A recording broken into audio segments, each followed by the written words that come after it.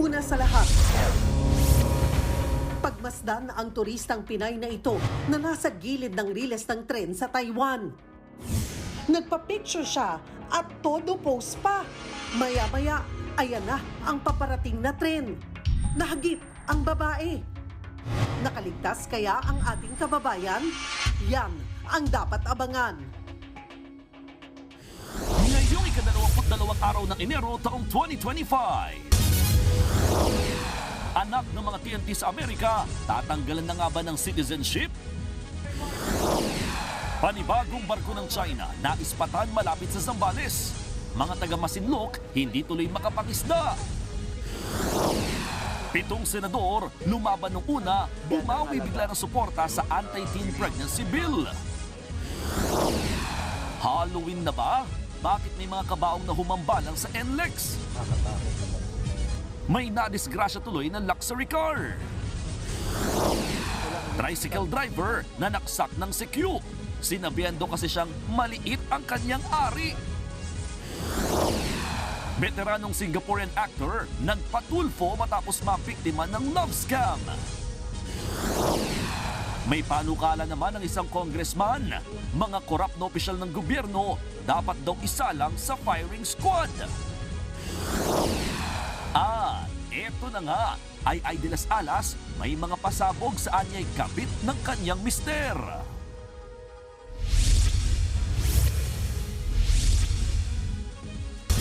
Disgrasya ang inabot ng isang turistang Pinay sa kilalang train station sa Taiwan. Magpapa-picture ang Pinay nang mahagip siya ng rumargasang tren at nahulog sa riles. Naaksidente na nga posible pa raw pagmultahin ng Pinay dahil lumabag siya sa batas ng Taiwan. Nasa frontline ng balitang yan si Mon Gualvez. Sa kuwang ito ng CCTV, kitang naghihintay ng tren ng mga commuter sa sikat na Shifen Station sa Taiwan. Habang papalapit ang tren, pumwesto sa pinakagilid ng platform ang isang Pinay para magpa-picture. Itinaas niya ang kanyang kamay nang saktong dumaan ng tren. Nang biglang nahagip siya. Nahulog din ang biktima sa siwang sa pagitan ng tren at platform. Ayon sa ilang lokal na pahayagan sa Taiwan, himalang nakaligtas ang Pinay na si Michelle. Pero nasugatan siya sa ulo at dibdib. Posible pang magmulta ang Pinay nang hindi bababa sa 10,000 New Taiwan dollar o higit 17,000 pesos. Maituturing kasing paglabag sa Railway Act ng Taiwan ang pagharang sa umaandar na tren. Tinutulungan na ng Manila Economic and Cultural Office o MECO ang nadisgrasyang Pinay. Nasa stable na kondisyon na raw ito pero kailangang operahan sa mga inabot na sugat. Nagpaalala naman ng MECO sa mga Pinoy sa Taiwan na sumunod sa mga alituntunin para maiwasan ang mga disgrasya. Nagbabalita mula sa Frontline, Mon Gualvez, News 5. May bumulagang 2 kabaong sa gitna ng North Luzon Expressway. Nakadisgrasya pa yan ng isang luxury car. Kung paano napunta sa kalsada ang mga kabaong, alamin sa Frontline Report ni Nina Ong Pauco. Hindi kayo namamalikmata. Meron ngang kabaong sa gitna ng expressway. Delikado naman, kakatakot naman. Iniiwasan yan kagabi ng mga sasakyan sa southbound lane ng NLEX. Bumagal pa nga ang takbo ng mga sasakyan sa bahaging yan ng Pulilan, Bulacan. Base sa investigasyon, nakakarga pala sa bubungan ng isang van ang mga kabaong. Galing silang Pampanga at magde-deliver ng mga ataol sa Marikina. Pero nahulog habang nasa biyahe. Dahil sino nga bang mag-aakalang may kabaong sa expressway? Isang luxury car ang bumangga riyan. Yung kabaong may mga laman po siya na mga papel or what. Puro po, yun po tumama sa aking bumper. Nabasag po siya. Nagkausap na ang driver ng luxury car at driver na nakahulog sa mga kabaong. Yun nga lang, aabuti ng malaking halaga ang pagpapaayos sa nasirang bumper. Sabi namin, baka na lang po kayong ibigay. So, pinagbigyan na lang po namin. Agad namang rumisponde ang NLEX para alisin ang mga kabaong. Inisyuhan din nila ng ticket ang nakahulog na driver para sa violation for unsafe load.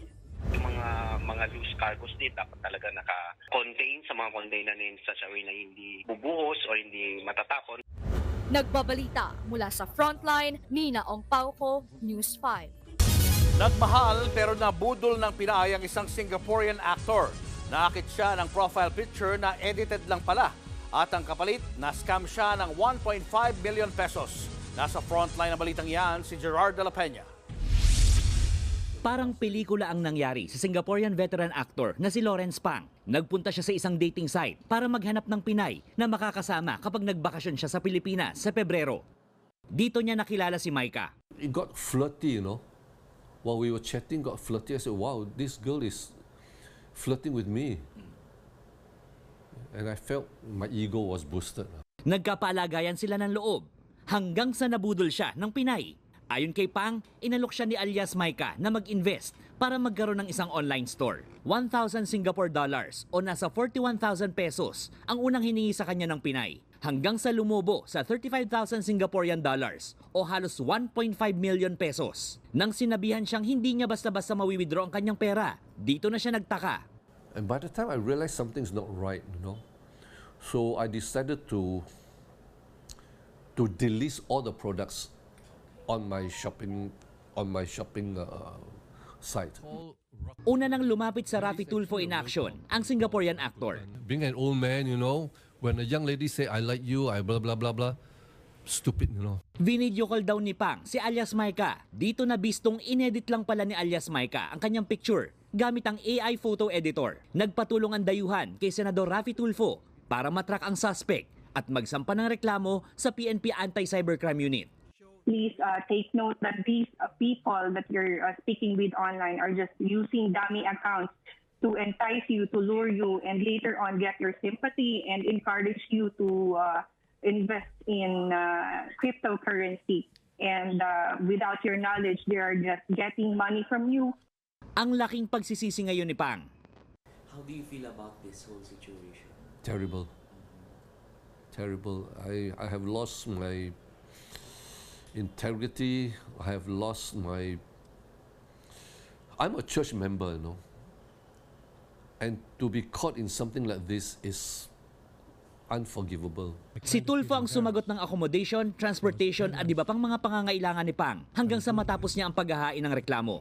Ayon sa Cybercrime Investigation and Coordinating Center, bukod kay Pang, isang Koreano at isang babaeng Malaysian ang lumapit sa ahensya noong Disyembre dahil naging biktima rin ng umano'y love scam sa Pinas. Siguradong sa mga dating apps ang takbo ng maraming mga single lalo't papalapit na ang buwan ng mga puso. Hindi naman talaga masama pero merong mga dapat pag-ingatan para makaiwas sa scam. Ang grupong Scamwatch PH naglapag ng listahan ng red flags. X daw kung masyadong maganda ang profile picture ng kausap, walang verification symbol, walang social media account, ayaw magpakita at automatic budol kapag humihingi na ng pera. Nagbabalita mula sa Frontline, Gerard de la Peña, News 5. Damay sa bagong utos ni US President Donald Trump ang mga Pilipinong TNT sa Amerika. Hindi na raw kasi porket pinanganak sa Amerika magiging US citizen na agad. Nasa frontline ng balitang yan si Camille Samonte. Kontrobersyal ang bagong executive order ni US President Donald Trump tungkol sa birthright citizenship. Sa ilalim ng 14th Amendment ng Konstitusyon ng Amerika, lahat ng ipinanganak sa Amerika ay ituturing nilang citizen o mamamayan. Pero kinontra yan ng bagong kautusan ni Trump kung saan nakasaad na hindi porket pinanganak sa Amerika citizen na agad-agad. Sa kanyang EO, hindi bibigyan ng US citizenship ang anak kung una, ang nanay ay iligal na nakapasok sa Amerika at ang ama ay hindi American citizen o permanent resident. At pangalawa, kung ang nanay ay temporary lang ang pananatili sa Amerika at ang ama ay hindi American citizen o permanent resident. Sa madaling sabi, American citizen lang ang ipapanganak kung ang isa sa kanyang mga magulang ay US citizen at kikilalanin niya ang bata. Ipatutupad ang executive order 30 days matapos pirmahan ang kautusan para lang sa mga ipapanganak pa lang. Pero ayon sa ilang eksperto, hindi pwedeng ganun-ganun na lang itatabla ang EO ang nakasaad sa konstitusyon. Katunayan, higit 20 state ang nagbabalak harangin ang utos ni Trump.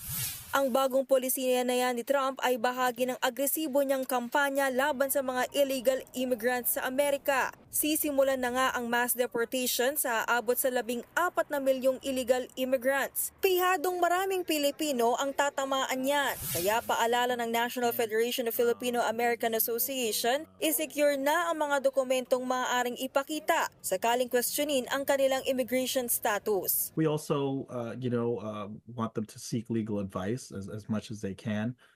This is probably a time where there's a lot of fraudulent schemes, so try to stay away from that. try to stay informed as much as possible, obviously work ethically. Paulit-ulit na rin pinaalala ng Department of Foreign Affairs na umuwi na ng Pilipinas ang mga undocumented na Pinoy kaysa ipa-deport sila. Kapag kasi ipina-deport, banned na silang tumapak ulit sa Amerika. Nagbabalita mula sa Frontline, Camille Samonte, News 5. Panibagong barko ng China ang nakita sa Zambales. Ang mga taga-Masinloc hindi tuloy makapangisda. Live mula sa Zambales, nasa frontline ng balitang yan si Gio Robles. Gio, kumusta ang mga mangingisda riyan?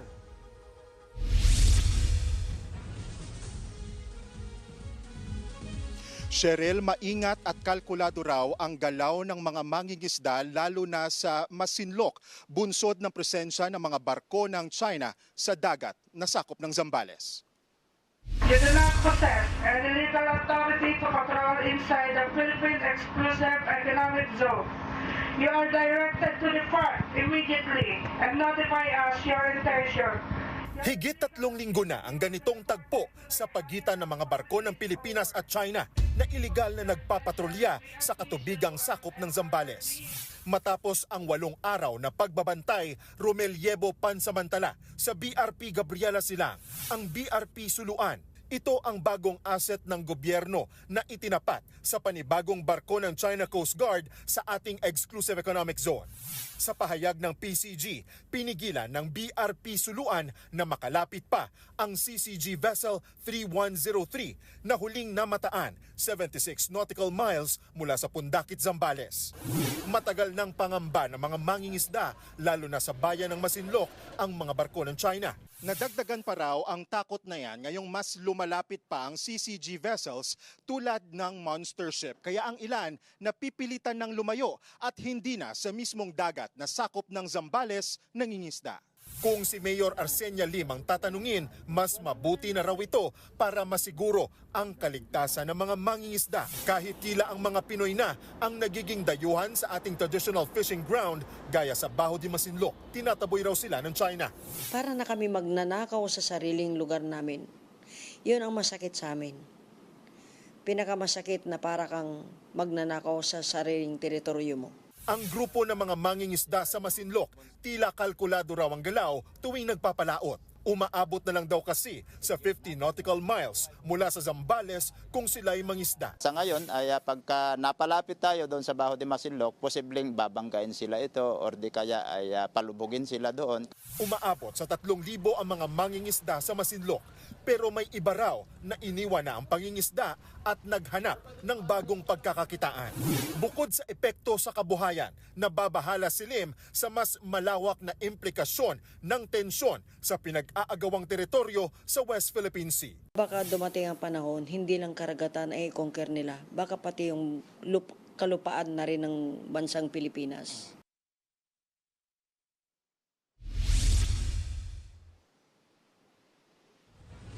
Kaugnay sa monster ship ng China Coast Guard, lumayo na ito sa dagat na sakop ng Zambales pero nananatili pa rin sa ating EEZ o 19 nautical miles mula sa Baho de Masinloc ayon sa PCG. Cheryl, balik sa iyo.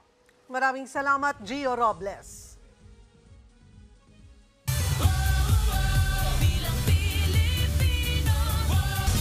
Dalawang Marcos na tumatakbo sa pagkasenador ang makikita sa bagong balota. Bukod kay Senadora Amy Marcos, pinayagan na rin tumakbo ang online personality na si Francis Leo Marcos. Nasa frontline ng balitang yan, si Mon Gualvez. Napurnada ulit ngayong araw ang dapat sanang pag-iimprenta ng balota para sa Bilang Pilipino 2025. Wala raw magagawa ang COMELEC kundi sumunod sa utos ng Korte Suprema. May inilabas kasi ulit na Temporary Restraining Order o TRO para sa 2 pang kandidato na dapat isama rin sa balota. Kung yan po ang pag-uutos sa atin at yan po ang kakailanganin, bakit ba hindi? Basta may sapat pang panahon. Again, sa puntong ito, yung pong panahon ay numinipis na ng sobra. Pipilitin pa rin doon ng COMELEC na masimulan ng reprinting ng mga balota sa Biyernes ng hapon o sa darating na Sabado, oras na matapos ang pagbabago sa ballot faces at serialization. Kung tutusin, malaking adjustment na raw ang ginawa ng COMELEC para sa mga kandidatong inalis o hindi pinagbigyan sa darating na halalan. Imbis kasi na ikatlong linggo ng Disyembre nitong nakaraang taon ay iniurong nila sa unang linggo ng Enero ang pagsisimula ng pag-iimprenta ng mga balota. Ang problema, dahil sa mga lumalabas sa TRO, 3 linggo ng delayed ngayon ang ahensya para maabot ang kanilang target. Dinipensa naman ng COMELEC ang nauna nilang desisyon kung bakit idineklarang nuisance candidate ang senatorial aspirant na si Francis Leo Marcos kahit nakatakbo naman ito nung nakaraang halalan. Dineklara po silang nuisance sapagkat paniniwala ng COMELEC, they are making a mockery of the electoral process. Hindi seryoso yung pagtakbo. Isa si Francis Leo Marcos na online personality sa mga binigyan ng TRO ng SC. Kahit hindi ito ang tunay niyang pangalan, papayagan pa rin daw ito. Kaya lumalabas, mauuna pa siya sa bilangan o pagkakasunod-sunod sa balota kaysa kay re-election ni Senator Amy Marcos. Wala pang komento rito ang senadora. Pinag-aaralan na rin ng COMELEC ang pagpapatupad ng Ayuda Ban, kabilang ang Ayuda sa Kapusang Kita Program o AKAP, AIX at Tupad. Pinakatututukan ang pagbabawal sa transportation, cash at educational assistance ng mga ito na posibleng ipatupad 10 araw bago ang mismong halalan. Lalo't posible ro itong magamit sa pangangampanya. Nagbabalita mula sa Frontline, Mon Gualvez, News 5. Milyong-milyong pisong halaga ng mga gamit sa sasakyan ng natupok sa isang gusali sa Binondo, Maynila. Nasa Frontline balitang yan si Nina Ongpauco. Maitim at makapal na usok ang bumalot sa commercial residential building na yan sa Binondo, Maynila kagabi. Pahirapan sa pag-apula lalo't galing ang usok sa natupok na auto supplies at mga gulong. Ayon sa mga otoridad, pasado 7:00 nang sumiklab ang apoy sa unang palapag ng gusali. Sa lakas nito, halos 4 na oras bago tuluyang naapula ang apoy. Hindi po kagad namin siya ma-penetrate dahil nga po sa kapal ng usok. Ang SUV na ito na nakaparada sa harap ng nasunog ng gusali, nabagsakan ng debris. Nasa 6 na milyong pisong halaga ng mga ari-arian ang natupok. Hindi bababa sa 5 pamilya ang apektado. Sugatan naman ang 2 fire volunteer. Iniimbestigahan na ang pinagmulan ng sunog. Nagbabalita mula sa Frontline, Nina Ongpauco, News 5. Na-add to cart na raw ang marijuana sa isang online selling platform. Yan ang sinita kanina ni Senator Raffy Tulfo. Ang tugon ng PNP at ng sangkot na online platform, alamin sa Frontline Report ni Mayan Los Baños. Nagbebenta pala kayo ng marijuana, ano? Ito, marijuana, Shopee, 2,500 pesos. Malakas bang bentahan nyo ng marijuana? Sa pagdinig ng Senado kaugnay sa pagsasmuggle ng sigarilyo at vape sa bansa, sinita ni Senator Raffy Tulfo ang Shopee kaugnay sa nalaman niyang bentahan umano ng marijuana online. Pero giit ng pamunuan ng Shopee, hindi pinapayagan ang bentahan ng marijuana sa kanilang online platform. That is prohibited on our platform. If I may ask, I would like to ask for details of that so that we can take action. Inutusan ni Tulfo ang PNP na hulihin ang mga nagbibenta ng marijuana sa nasabing online platform. Sabi ng PNP, may mga nahuli naman sila sa mga buy-bust operation pero wala pa sa mga online seller. Ang dami mga nagbebenta ng marijuana sa Shopee. So, hulihin nyo. Yes, sir. Actually, we have on our records, sir, we have done entrapment and buy-bust operation also, sir. Meron kayo nahuli? Yes, sir. Ilan na po nahuli nyo? Yung nagtitinda sa online, ha? Gumawa ka ng entrapment operation tulad yan, nagbebenta sa Shopee, online. O dito yon local. E di, entrap nyo. Yes, sir. Hulihin nyo at saan yung source noon? At sino yung nasa likod noon? Sino manufacturer noon? Di ba? Yes, sir. Kung gusto, maraming paraan. Nagtataka rin si Tulfo kung bakit nakakalusot sa PNP ang marijuana online. Imposible daw na hindi ito nasagap ng radar ng mga pulis. Gayong ang bilis nga raw nilang mang-raid ng mga beer house. Yung mga sumasayaw-sayaw dyan sa beer house, ni-raid nyo every now and then. Pero yung mga marijuana na malayo na nakabenta sa online, hindi nyo ginagalaw. Anong ibig sabihin po nito? Puro beer house na lang bang gagawin yung raid? Mag-raid naman kayo. Ano? Yes, sir, we'll comply on that. Ayon naman sa PNP, kakailanganin din nila ng tulong ng iba't ibang ahensya para masawata ang bentahan ng marijuana online. Nagbabalita mula sa Frontline, Mayan Los Baños, News 5. Showbiz, eto na nga! Mga kapatid, eto na nga ang mga nagbabagang showbiz balitang ngayong Miyerkules. Ginulat ni comedy queen Ay de las Alas ang mga marites online nang isiwalat niya ang pangangaliwa di umano ng kanyang mister.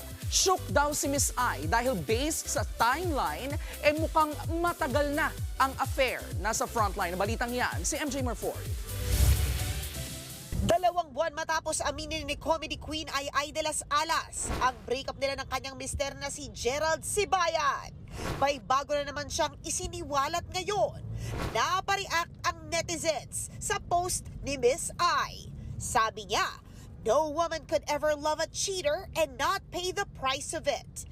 Pero ang mas ikinagulat ng netizens ay ang caption ng pagbubunyag ni Ay. Ang bagong kinakasama raw ng kanyang ex-husband ay isa ring Pinay. Kasunod naman yan ang detalye ng ilang sightings sa dalawa nitong nakaraang taon. Una ay noong March sa isang restaurant. And I quote, si Mistress, nakahilig pa yung ulo sa balikat ni cheater, wow, sweet. End of quote. Sumunod naman ay noong June sa isang fast food chain na malapit daw sa kanilang bahay sa Fremont. And I quote, holding hands si cheater and si Mistress, wow, sweet ulit. End quote. Sa dulo ng kanyang caption, ramdam ang sarcasm ng aktres. Sinakyan pa nga ni Ay ang comment ng isa na mag-aabang daw ng screenshots at nakipag-joke pa sa ilan. After ng post, move on na ulit ang aktres. Sabi nga niya bago pa man natapos ang 2024, career at self-love muna ang sentro niya ngayong taon. Nagbabalita mula sa Frontline, MJ Marfori, News 5. Susunod, magkapatid na dalagita, paulit-ulit daw ginahasa ng kanilang step-lolo. Mga korap na opisyal dapat umanong ipa-firing squad ayon sa isang mambabatas. At Pinoy rom-com royalty na sina Marvin Agustin at Julina Magdangal nagpakilig sa trailer ng kanilang reunion movie. Abangan na ang lahat ng yan sa pagbabalik ng Frontline Pilipinas.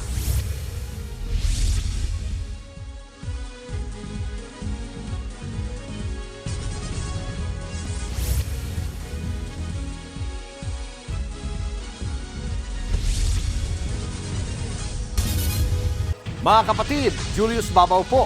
Nasa Middle East o sa amang dako ka ng mundo, manatiling may alam at may pakialam sa mga maiinit na balita dito sa ating bansa. Simulan po natin ang bawat araw sa tuloy-tuloy na balitaan sa Frontline. Mag-follow at mag-subscribe sa social media pages ng News 5. 7 taong bangungot ang dinanas ng isang bata sa Lapu-Lapu City, Cebu. Paulit-ulit siyang ginahasa ng kinakasama ng kanyang lola. Pati ang ate ng biktima hinalay rin daw. Nasa frontline na balitang yan si John Aroa. Sa kulungan ang bagsak ng 48 anyos na lalaking ito matapos mabistong minomolestya niya ang 2 apo ng kanyang kinakasama sa Lapu-Lapu City, Cebu. Kwento ng ina ng mga biktima, lumapit sa kanya ang 2 anak na tila problemado hanggang sa di nila napigilang umiyak at magsumbong. Umiyak na yung bata ko tapos kuan ako sir, hindi na ako palagay sarili ko tapos umiyak yung ate niya tapos tinanong ko bakit umiyak ka? Sabi niya rin ako rin pa. Minsan pa sir yung matanda kong yung kapatid niya yung katanda. Nagsimula raw ang pangmomolestya ng suspect noong 8 taong gulang pa lang ang kanilang bunsong anak. Dahil sa hirap ng buhay, nakitira muna siya sa kanyang lola. Pero tuwing wala sa bahay ang matanda, tinatakot at pinagsasamantalahan daw ng suspect ang bata. Dahil sa takot, nakiusap daw ang bata sa kanyang ate na samahan siya sa bahay ng kanyang lola. Pero kahit ang 15 anyos pala noong kapatid, ilang beses ding hinalay ng suspect. Tumagal ng ilang taon ang panggagahasa ng suspect hanggang sa tumuntong ng 15 at 17 anyos ang mag-ate. Kasi yung lola niya is doon sa sa suspect laging hindi siya naniniwala sa apo niya. Kaya yung bata is doon na nagsumbong sa mama at papa niya. Agad namang naaresto ang suspect sa bahay mismo ng lola ng mga biktima. Nakuhanan pa siya ng illegal na droga. Sa investigasyon lumabas maging ang tiyahin ng mga bata. Minolestya rin pala ng suspect. Tumangging magbigay ng pahayag ang suspect. Isinailalim naman sa psychological counseling ng DSWD ang 2 minor de edad. Nagbabalita mula sa Frontline, Jan Arua, News 5. Patay ang isang lolang bibili lang ng pagkain ng masagasanang truck sa Ormoc City. Sa lakas ng pagkakabundol, tumilapon sa kanal ang 72 anyos na lola. Dead on arrival siya sa ospital. Truck na may kargang mga tangke ng oxygen ang nakabangga sa lola. Base sa investigasyon, may inunahang tricycle ang truck hanggang sa nabundol nito ang lola. Nadaan naman ito sa areglo matapos mangako ng tulong ang kumpanya ng driver sa naulilang pamilya ng biktima. Patayin sa firing squad ang mga nangungurakot sa gobyerno. Yan ang panukala ng isang mambabatas para raw matuldukan na ang korupsyon sa bansa. Nasa frontline ng balitang yan, si Marian Enriquez. Paanong matitigil ang pangungurakot sa kaban ng bayan? Dapat daw matindi ang parusa riyan. Pero gaano katindi? Base sa inihaing panukala ngayon sa Kamara, gustong i-firing squad ang mga mapatutunayan ng Sandigan Bayan na sangkot sa graft and corruption, malversation of public funds at plunder. Kabilang dyan ang mga elected at appointed na opisyal ng gobyerno, pati ang pulis at sundalo. Inihain niya ni Zamboanga City 1st District Representative Kimmer Adan Olaso para raw mapilitang gumawa ng mabuti ang mga politiko. Kung ako lang ang masusunod, doon kay paparing squad sa Luneta, di ba? Para makita ng taong bayan kung sino yung gumagawa ng kalokohan.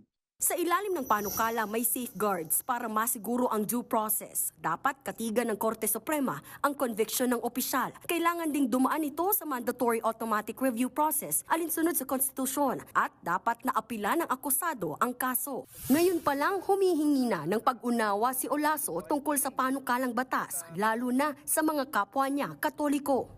I'm a Roman Catholic by birth, but sabi ko, I think we have to put this in our country. Kailangan para tumino yung bansa natin.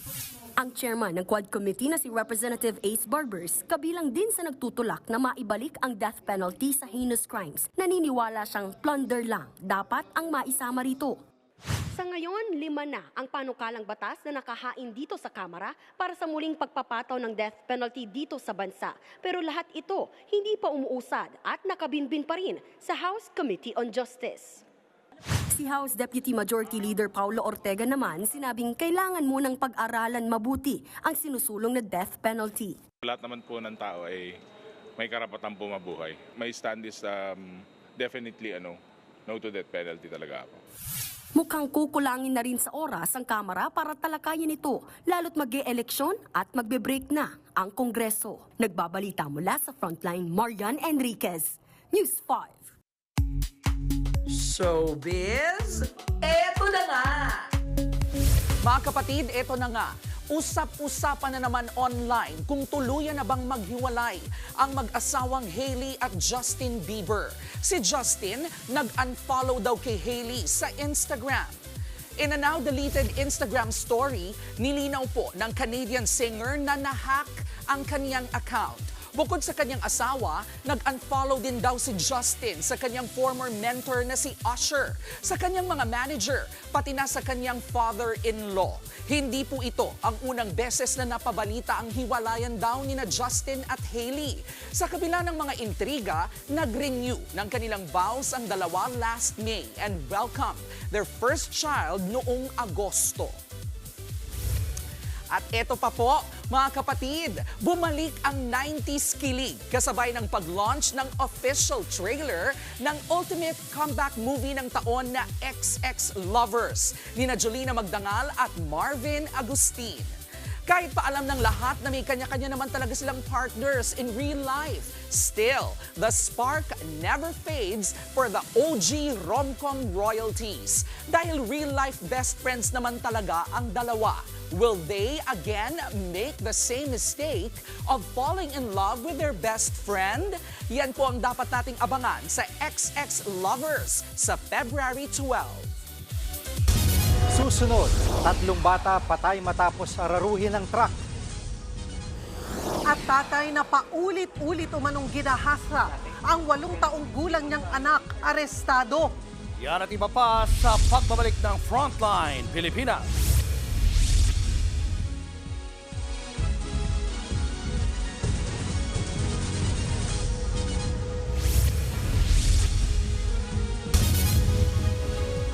Mga kapatid, Julius Babaw po, nasa Middle East o saan mang dako ka ng mundo, manatiling may alam at may pakialam sa mga mainit na balita dito sa ating bansa.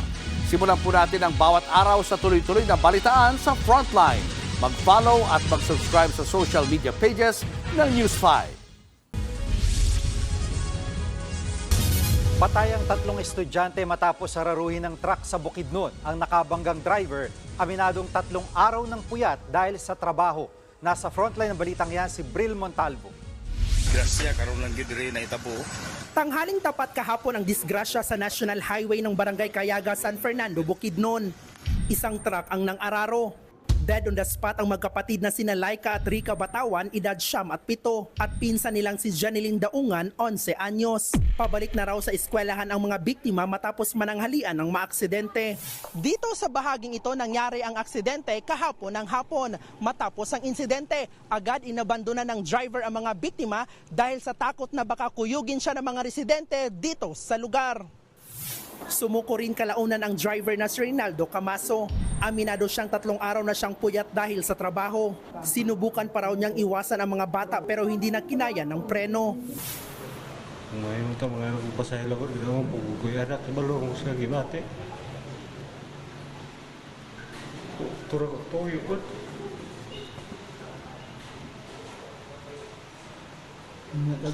Siya kit. Ayon sa pulisya, accident-prone area ang lugar.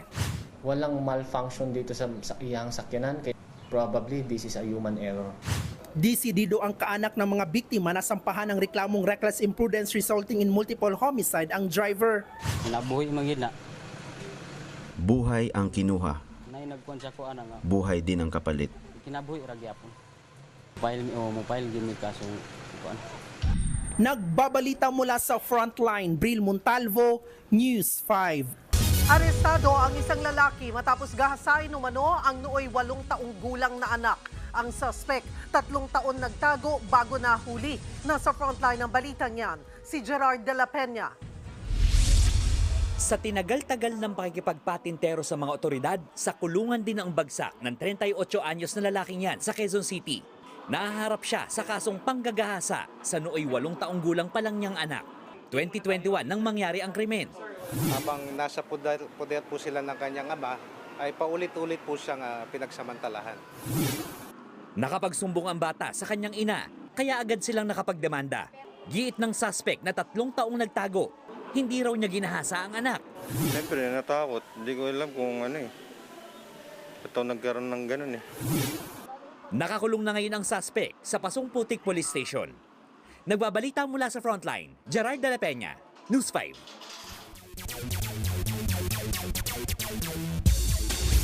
May nagbabalik para magbigay ng update sa Frontline Sports. Makakasama natin muli si Alas Pilipinas star Ea Laure. Welcome back, Ea. Thank you, Julius. Back in action at this year si world-class Pinoy voter EJ Obiena kasunod na recovery niya sa kanyang injury.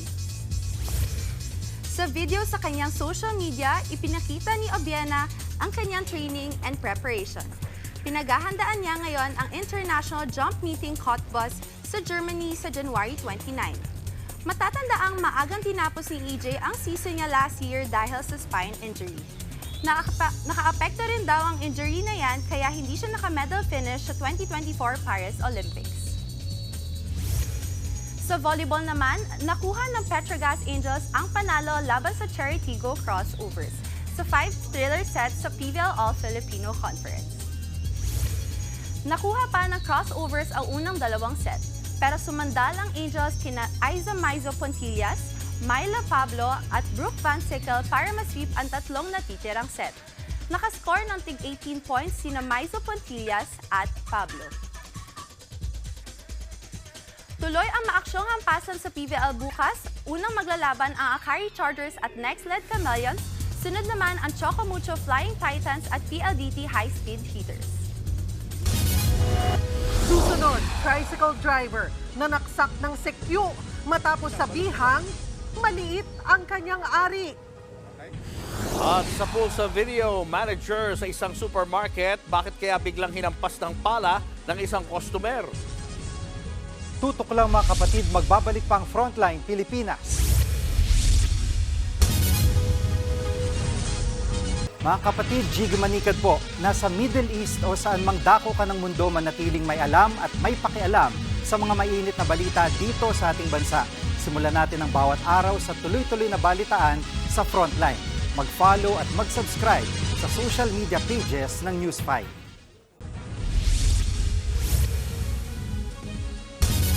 Sinaksak ang isang sekyu sa Davao City. Ang suspect abay na bad trip daw dahil hinamak ang kanyang pagkalalaki at sinabihang maliit ang ari. Nasa frontline ng balitang yan, si Bril Montalvo. Bakas ang dugo ng damit ng security guard na si Christopher Batoto matapos siyang saksakin sa likod sa barangay Lubugan, Davao City. Ang nanaksak ang tricycle driver na si Eddie Nazareno, 37 taong gulang. Base sa investigasyon, nabisto ng suspect ang pagkikita ng misis niyang sekyu at nang hinihinalan niyang kabit nito na isa ring sekyu. Madalas din daw na madaling araw umuwi ang asawa ng suspect. Dito na sinugod ng suspect ang biktima sa pinagtatrabahoan nitong shopping mall sa kasinaksak. Agad namang hinuli ng mga tao ang suspect at dinala sa mga pulis. Na-recover ang kutsilyong ginamit sa pananaksak. Nagselos itong suspect natin, hindi naman gumanti yung gwardiya.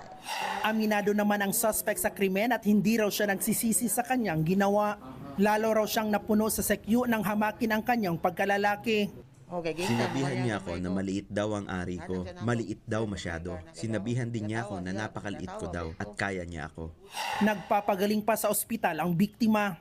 Nasa kustudiya na ng Turil Police Station ang suspect at posible itong maharap sa reklamong frustrated murder. Nagbabalita mula sa Frontline, Bril Montalvo, News 5.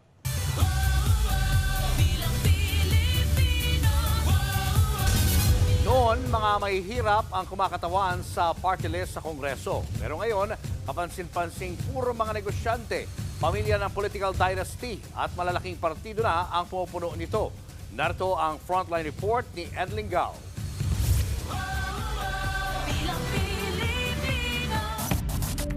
Ang party list system pa sa Kongreso ay para lamang sa marginalized na sektor. Matapos mapatalsik si Marcos noong 1986, pinag-usapan ng Constitutional Convention na bigyan ng permanenteng boses ang marginalized groups sa Kongreso. Ang pangamba ni Father Joaquin Bernas, halos walang kalaban-laban sila pagkaharap ang mga tradisyonal na politiko. Ang kanyang panukala, bigyan ng reserbang 25 seats sa Kongreso ang tinatawag niyang disadvantaged sector. Pero sa huli, ito na lang ang napagkasunduan. Sa unang 3 termino ng Kongreso, kalahati ng party list seats ay ibibigay sa manggagawa, mahihirap, mga indigenous people, kababaihan at kabataan. Pero matapos niyan, labo-labo na. Taong 2002, kinatigan pa ng Korte Suprema ang ideya ni Father Bernas. Sabi noon ng Korte, ang party list ay galing dapat sa marginalized sectors. Ang intensyon raw ng konstitusyon, bigyan ng totoong kapangyarihan ang taong bayan. Pero binaliktad ito ng Korte Suprema noong taong 2013. Sa panibagong botohan, ang party list daw ay bukas sa lahat ng uri ng grupo at partido, hindi lamang sa marginalized sector. Wala naman daw nakalagay sa konstitusyon o sa party list law na para lamang sa marginalized groups ang party list system. Sapat na merong plataforma o advokasya ang isang party list. Ito na ang naging pinakamadaling paraan para makakuha ng upuan sa Kongreso o magdagdag ng pwersa sa mababang kapulungan. Ang mga grupong may tunay na advokasya kailangan ng makipagbalyahan sa mga grupo ng mga negosyante, mga pamilya ng mga political dynasties at mga malalaking partido.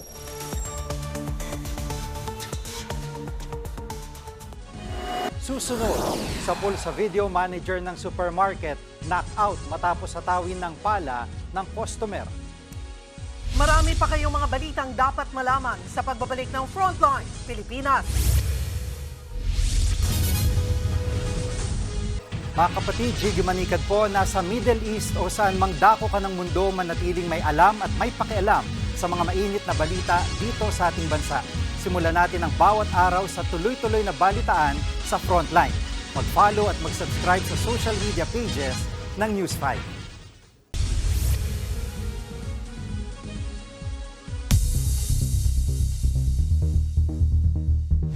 Hinampas ng pala ng isang lalaki ang manager ng supermarket sa Brazil.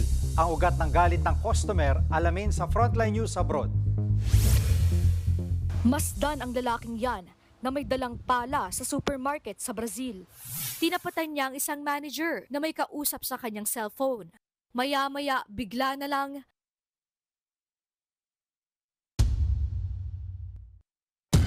hinataw niya ang ulo ng manager. Tumumba ang lalaki. Nagulantang ang mga nasa supermarket hanggang sa sinunggaban na ng ibang empleyado ang nanghampas. Iginapos nila ang sospek saka isinuko sa mga pulis.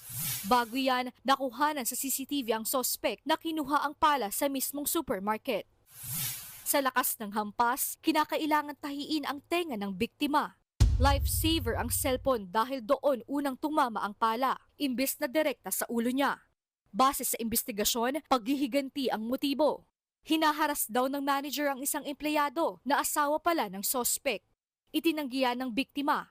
Nagbabalita mula sa Frontline, Nina Ongpauco, News 5. Mga kapatid, Cheryl Cosing po. Nasa Estados Unidos, Canada o saan man dako ka ng mundo, manatiling may alam at may pakialam sa mga maiinit na balita dito sa ating bansa. Simulan natin ang bawat araw sa tuloy-tuloy na balitaan sa Frontline. Mag-follow at mag-subscribe sa social media pages ng News 5. Lumaban pero biglang bumawi ang 7 senador sa kanilang pagsuporta sa anti-teenage pregnancy bill. May mga kailangan pa raw linawin lalo't may nababahala sa ilang probisyon gaya ng sex education. Nasa frontline ng balitang yan, si Laila Pangilinan. Sumulat kay Senate President Cheese Escudero, sina Senador J.V. Ejercito, Nancy Binay, Cynthia Villar, Bongo, Jinggoy Estrada, Bong Revilla at Loren Legarda. Ito ay para bawiin ang kanilang pirma sa kontrobersyal na Senate Bill 1979 o Preventing Adolescent Pregnancies Bill. Bagamat naniniwala daw silang kailangang solusyonan ang pagdami ng teenage pregnancy sa bansa, dapat umanong magkaroon muli ng dialogo ang mga stakeholder para tugunan ang mga maling akala tungkol sa panukala. Nakinig din tayo doon sa clamor ng mga kababayan na even the President raised certain issues against the bill. And hindi pa nga napupunta sa Presidente, may pronouncement na siya. Hindi naman daw sang-ayon si Senator Go sa anumang makakasira sa halaga ng pamilya at sa pananampalataya ng ating mga kababayan. Ayon naman kay Senator Villar, ang desisyon niyang ito ay pagpapakita ng respeto sa pagkabahala ng ilan. Ganito rin ang dahilan ni Senator Revilla sa pagbawi ng kanyang pirma. Siyempre may apo ako, may anak ako, we have to protect them. So umasa kayo na kasama nyo kami sa laban na yan. Si Senator Jinggoy naman, hindi raw pabor na tila mawawala ng kontrol ang mga magulang pagdating sa sex education. Hindi ko alam yung kung ano yung international standards at that time. So, upon review, medyo hindi gukma sa kultura natin. Naiintindihan naman daw ito ng may akda na si Senator Risa Hontiveros. Plano niya raw maghain ng substitute bill. Tinanggal na po natin ang phrase na guided by international standards dahil sa mga pangambang inihain ng ilan. Nilimitahan na natin ang CSE sa adolescents o ang 10 years old and above. Rest assured, Mr. President, that I remain ready and willing to listen to the concerns and suggestions of all my fellow senators. Ayon naman kay DepEd Secretary Sani Angara, sa kabila ng mga kontrobersya, suportado pa rin ng ahensya ang magandang intensyon ng panukala na maiwasan ang teenage pregnancy. Kasi maraming bata na nabubuntis na hindi nila alam bakit sila nabuntis. Bukod doon, hindi nila alam yung responsibilidad ng pagiging buntis. Nagbabalita mula sa Frontline, Laila Pangilinan, News 5. Dagdag buwis sa sigarilyo at vape. Yan ang nakakaisang rekomendasyon ng ilang senador at ilang grupo para mapigil ang tumataas na bilang ng mga naninigarilyo sa bansa. Nasa frontline ng balitang yan si Mean Los Baños. 9.5 milyong new smokers para sa taong 2021 hanggang 2023. Higit 1 milyon dyan ang naninigarilyong kabataan. Yan ang lumabas sa survey na ginawa ng DOST Food and Nutrition Research Institute o FNRI na ipiniresenta sa pagdinig ng Senado ngayong araw. Very, very alarming. What is happening? How come there's now a surge of 9.5 million new smokers? This is a cause for alarm because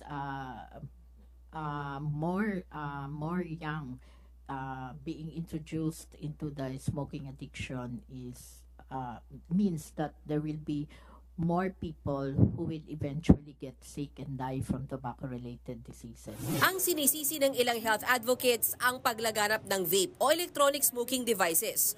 Mas marami raw kabataan ang nakaka-access sa mga vape at lumabas sa pag-aaral na oras na ma-expose ang kabataan sa vape, mas malaki ang tsansa ng paggamit nila ng sigarilyo. It's not just one risk factor, but there are now 2 risk factors. So double whammy po. Mas dumami rin daw ang nag-vape simula nang maipasa ang vape law. The vape law, it is supposedly to regulate the use of the vape products. But apparently, this actually is what we would like to call as the vape liberalization law. Because it only entice the young into vaping. Nasilip din ng mga senador na talamak ang pagtitinda ng vape sa mga online platform gaya ng Shopee, Lazada at TikTok. May mga ginagawa naman daw ang online platforms pero aminado silang may mga pasaway talagang sellers na nakakalusot. We are working on certain system improvements to allow us to further collect permits and licenses from our sellers so that we can further screen which products are prohibited and which are not. We are discussing internally, actually we've discussed this internally on modifying our age gating measures for it to be much stricter and at least hopefully harder to bypass in relation to like utilizing facial recognition features, so to speak, where the face of the buyer needs to match the ID. Ang nakikitang solusyon ng mga senador at iba't ibang grupo, taasan pa ang buwis na ipinapataw sa mga sigarilyo at vape products. Actually recommend that the tax be continuously increased. To continuously increase each year, we will be able to effectively deter the young from being able to buy this product. Kailangan na rin daw maipatupad ang trace and track system para ma-monitor ang mga sigarilyo at vape mula sa manufacturer hanggang sa bentahan. Dapat ding puksain ang mga smuggled na sigarilyo at vape. Sa uli, payo ng health advocates sa kabataan, pareho may masamang epekto sa katawan ng sigarilyo at vape. Nagbabalita mula sa Frontline, Mean Los Baños, News 5. Hindi na lang daw mga sindikatong gumagamit ngayon ng mga text blast machine para magpakalat ng mga text kung kani-kanino. Pati raw kasi mga politiko bumibili na ng ganito para gamitin sa pangangampanya.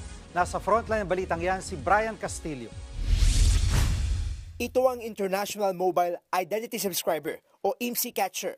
Kung madalas kang makatanggap ng mga spam messages sa text, malamang sa ganito nang galing yan. Ayon sa Department of Information and Communications Technology o DICT, karaniwang ginagamit ang aparatong ito ng mga sindikato para mang-scam. Mga offer ng trabaho, offer ng redemption ng mga points nyo sa credit card nyo, sa mobile number nyo. Ang giveaway dyan is nagbibigay sila ng link at doon kayo dinadala sa site na makaka-scam. Sa entrapment operation ng PNP Anti-Cybercrime Group kahapon, isang Malaysian national ang nahuli ng mga pulis. Kilalang supplier daw ng naturang equipment ng suspect na ibinibenta niya sa halagang 600,000 pesos kada isa. Dati po nakita namin puro nasa vehicles. Ngayon medyo nag-improve yung technology nila. Nagkarga na sa backpack. So pwede na sila pumasok sa malls, pumasok sa mga buildings upang gamitin itong device na ito. Pero bukod sa mga sindikato, mabenta rin daw ang mga text blast machine sa mga politiko dahil nagagamit din ito sa pangangampanya. Kaya babala ng DICT, Tutugisin nila ang mga politikong gagamit nito. Matitrace namin yan. At baka makompromiso yung candidature nung kandidato.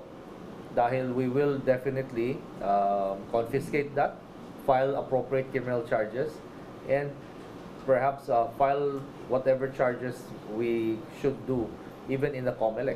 Naniniwala rin ng DICT na bukod sa mga Pinoy, hindi rin malabong may mga foreigner ding kliyente, ang grupo ng Malaysian National.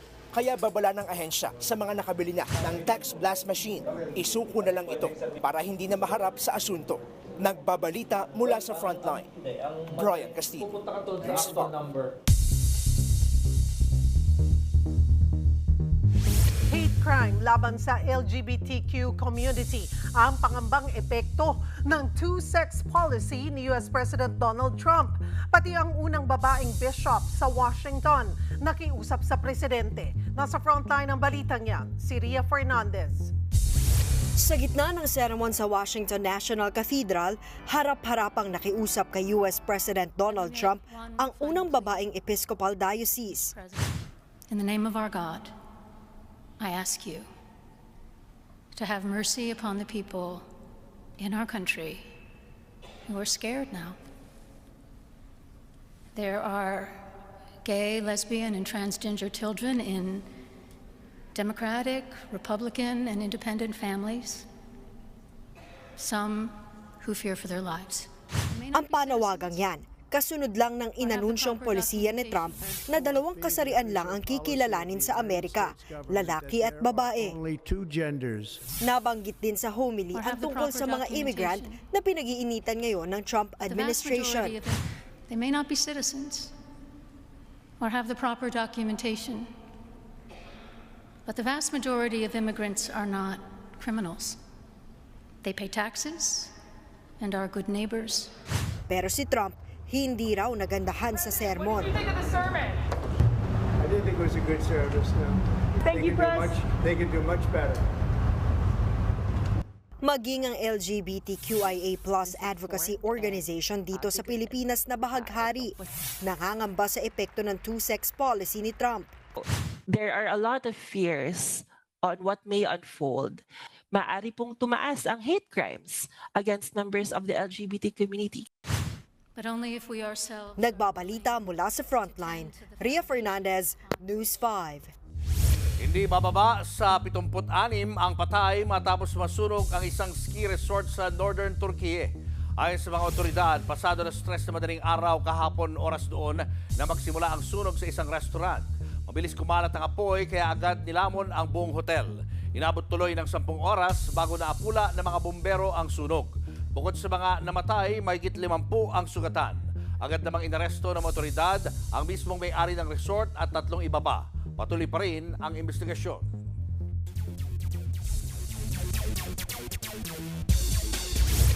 Buhay pa ang tsansa ng Blackwater Bossing na makapasok sa playoffs ng PBA Commissioner's Cup. Yan ay matapos nilang talunin ang Phoenix Fuel Masters 100-92. Nag-step up sina Justin Chua at Christian David habang injured ang import nilang si George King. Parehong may 3 wins at 8 losses na ang Blackwater. Huli nilang makakalaban sa elimination round na nasa 2nd seed ngayon na Northport Batang Pier. Nagwagi naman ang Northport Batang Pier sa laban sa San Miguel Beermen 105-104. Lumamang ng hanggang 24 points ang Northport pero hinabol yan ng San Miguel at nakadikit sa second half ng laban. Nakascore naman ng crucial basket si Batang Pier import Kadeen Jack sa huling 16 seconds ng laro para makuha ng Northport ang panalo. Hawak na ng Northport ang 8-3 win-loss record. Nanguna ulit ang mga Pinoy surfer sa pagpapatuloy ng World Surf League International Pro sa La Union. Maraming turista rin ang nabighani sa ganda ng LU. Nasa frontline ng balitang yan, si Ian Suyu. Muling nagpamalas ng galing ang mga Pinoy surfer sa World Surf League International Pro sa surf capital ng Norte na San Juan, La Union. Nagharap sa finals ang defending champion na si World No. 4 longboard surfer JR Esquivel at Perry Ventura. Sa huli, nadepensahan ni Esquivel ang kanyang korona. Extra saya kasi First time na Pinoy yung kalaban ko sa may final. Kasi sa first 2 years, puro Japanese yung kalaban ko sa finals. And yon, sobrang saya ngayon. Extra yung saya kasi lahat panalo, lahat ng Pinoy panalo. Sa women's event naman, nagharap ang Japanese surfers na sina Hiroka Yoshikawa at Natsumi Taoka. Maagang nakakuha ng lamang si Yoshikawa para tuluyang magwagi sa score na 14.27. Bukod sa cash prize, qualified na rin ang winners para sa WSL Longboard Tournament kung saan mas marami pa silang makakaharap na international surfers. Maraming fans rin ang natuwa sa kanilang napanood kanina. Ang turista ngang si Taka, sinulit raw ang 2-week stay sa LU. Enjoy na enjoy raw ng kanilang pamilya ang pagbisita rito galing Japan at sumuporta pa sa mga kababayang naglaro sa torneo. Here is very good wave, so very good long ball. I love it. Here is much better. Dahil sa angking ganda ng LU, may ilan din na kagaya ni Russell na mas minabuting dito na manirahan. One of the best spots I surfed my whole life. So, ganda ng surf culture, ganda ng community, bait ng mga tao. Nagbabalita mula sa Frontline, Ian Suyu, News 5. At yan ang mga Frontline News sa sports ngayong Wednesday. Ako po si Ea Laure. Showbiz, eto na nga! Mga kapatid, eto na nga. Naglabas ng kanyang official statement ang TV host model na si Mark Nelson tungkol sa pagkakadawit niya sa issue ni Maggie Wilson at Victor Consunyi. Nabash si Mark nang tumistigo siya laban kay Maggie sa custody hearing. Sa kanya pong official statement, nilinaw ni Mark na concern lang siya bilang ninong ng anak ni Maggie at Victor. Tinawag niyang potentially harmful para sa inaanak ang demandahan ng kanyang mga magulang na dati na pong naghiwalay. Sa testimonya ni Mark, sinabi niyang ibinahagi lang niya sa korte kung ano ang ikwinento sa kanya ng bata. Anya, nalalagay sa mahirap na sitwasyon ang inaanak, drawing unwanted attention to the child dahil sa mga post online ng ina nilang si Maggie. Sa huli, nakiusap si Mark na wag na siyang idawit sa issue at wag na ring banggitin pa ang kanyang inaanak sa mga future write-ups tungkol sa kanyang mga magulang. Magkaibigan at dati na rin nagkatrabaho sina Mark at Maggie sa isang lifestyle show noong 2018. At eto pa, magkahalong why at interested ang comment ng netizens matapos pong i-post ng OPM rock queen na si Kichi Nadal ang kanyang iconic na gitara. Sa kanya pong Instagram post, sinabi ng singer na it's time to part ways sa kanyang Parker Fly Deluxe guitar na more than 20 years na po niyang gamit. Hindi naman malinaw kung bakit pinakakawalan na ng singer ang kanyang vintage guitar. But she's hoping na kung kanino man ito mapunta, ay patuloy itong makalikha ng musika. At yan nga po ang mga latest sa ating showbiz. At ngayong Wednesday, ako po si Jervy Wrightson. Nakakita na ba kayo ng Museum on Wheels? Hindi pa. Parang hindi pa. Eto pa. Nagtuturo rin yan ng science. Kakaiba talaga. Mula Maynila, nakabiyahe na raw itong museum na ito sa Bacolod at Siargao. Saan kaya ang susunod na pit stop niya? Alamin natin sa report ni Jess De Los Santos.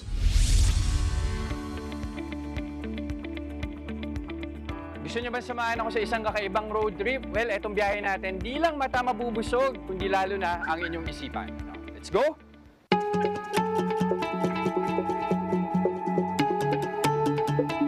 Biyahe tungo sa kaalaman at siyensya. Yan ang destinasyon ng Rolling Museum na Mind Rover. Siksik ito ng iba't ibang exhibit na pwedeng dalhin saan mang sulok ng bansa. Mula Metro Manila, nakapag-road trip na ang Mind Rover sa Bacolod hanggang Siargao. At kahit mga adult gaya ko, tiyak, ma-e-enjoy ang mga exhibit dito. At nandito na tayo sa loob ng Mind Rover at kasama natin si Mind Mover Mikey. Kwentuhan mo naman kami muna, ano ba kasi yung Mind Rover? Well, si Mind Rover, isa itong project ng The Mind Museum Bonifacio Art Foundation Incorporated. And of course, naisip namin na pakay talaga ng The Mind Museum is to improve and engage more of our community. Naisip namin na sa mga hindi makakapunta ng The Mind Museum, dadalhin namin ang museum sa kanila. Okay, Mikey, I'm sure isa sa mga patok sa mga bata. Tama. Solar system, Yes. no? Ito yung part na interactive siya. Yes. Kasi hanapin mo yung placement. Earth tama. nilagay sa dulo. Dito, Masyadong ayan. malayo. Tama. Okay, So, the pangatlo. third planet. Ito naman, Mikey, medyo mas pang-elevated science na to. Table of elements, periodic Yes. table. Pero syempre, walang pinipiling edad yung Tama. pag-aaral. Paano nyo siya ginagawang mas understandable o mas maiintindihan ng mga bata? Well, here sa ating periodic table, pinapakita talaga natin na yung elements naka-arrange sila. Mas malalaman nila kung ano pa tungkol sa ating mga elements Characteristic ng element. with our interactive application here sa ating tablet. In-explore din natin ang continental plates, epekto ng climate crisis, pagdaloy ng kuryente, at maging ecosystem. Ano ba yung value na maidala yung mga ganitong klase ng experience o karanasan doon lalo na sa mga malalayong lugar? Importante na madala din ang learning experience, especially for science, dun sa ating mga next generation. And hindi lang kasi siya basta-basta about learning about science, it's also learning about real-world problems na na-encounter nating lahat talaga eh. Patunay ang Mind Rover na ang kaalaman hindi nalilimitahan sa 4 na sulok ng silid-aralan. Aminin na natin, kulela tayo mga Pinoy pagdating sa math and science. Pero sa tulong ng Mind Rover, naway sa bawat paglalakbay, maitaas di lang ang kalaman, kundi lalong-lalo na ang interes sa mga kabataang Pinoy pagdating sa math at science. Gandang pasyalan, no? Maganda rin yung pinag-uusapan natin. Tama. Bukod dun sa pasyalan na yun. Kasi malapit ang Valentine's Day. Museum on Wheels. Uy, malapit na Hindi siya Valentine's. pasyalan. Ay, pasyalan. Oo nga pala. Sorry, maganda palang ano yan. Nakarating na ng Bacolod at Siargao. Excited na ako sa Valentine's, no? Pag-usapan natin yung mga red flag. Red, ay, oo. Maganda yan. Sa Valentine's, ha? Tama yan. Lagot kayo. At yan ang mga balita at impormasyong dapat niyong malaman sa araw na ito. Mga balita para sa may alam at may pakialam. Kami ang inyong mga kasangga sa Frontline Pilipinas.